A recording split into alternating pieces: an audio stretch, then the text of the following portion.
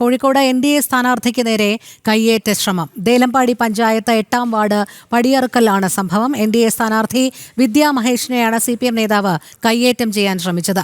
പാണ്ടി local സെക്രട്ടറിയും മുൻ ദേലമ്പാടി ഗ്രാമപഞ്ചായത്ത് അംഗവുമായ A. സുരേന്ദ്രന്റെ നേതൃത്വത്തിലായിരുന്നു അക്രമം. അനഘ ഹർഷൻ ചേരുന്നു. അനഘ പറയൂ.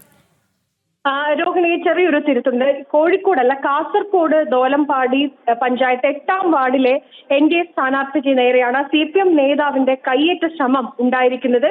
NDA സ്ഥാനാർത്ഥി വിദ്യാ മഹേഷിനെയാണ് CPM പാണ്ടി ലോക്കൽ സെക്രട്ടറിയും അതുപോലെ തന്നെ മുൻ ദോലമ്പാടി ഗ്രാമപഞ്ചായത്ത് അംഗവുമായ A. സുരേന്ദ്രന്റെ നേതൃത്വത്തിൽ പോളിംഗ് സ്റ്റേഷനിൽ പരിസരത്ത് വെച്ച് കയ്യേറ്റം ചെയ്യാനുള്ള ഒരു ശ്രമം ഉണ്ടായിരിക്കുന്നത്.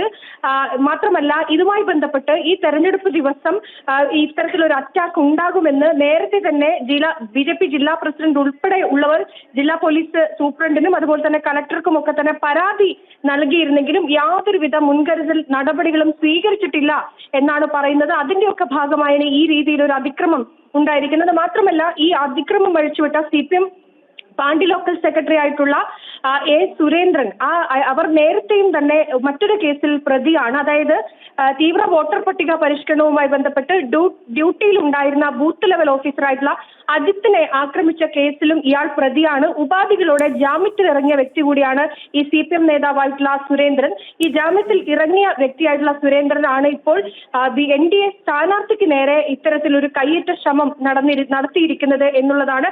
സംഭവവുമായി ബന്ധപ്പെട്ട് സ്ഥാനാർത്ഥിയും പ്രദേശത്തെ BJP ഉൾപ്പെടെ പോലീസിൽ പരാതി നൽകിയിട്ടുണ്ട്. കൃത്യമായ നടപടി സ്വീകരിച്ചിട്ടില്ല ഇയാൾക്കെതിരെ എങ്കിൽ കൃത്യമായ പ്രതിഷേധവുമായി മുന്നോട്ട് പോകും എന്ന് തന്നെയാണ് BJP വൃത്തങ്ങൾ പറയുന്നത്. രോഹിണി, ശരി. അനഘ ഹർഷനാണ് വിവരങ്ങൾ നൽകിയത്.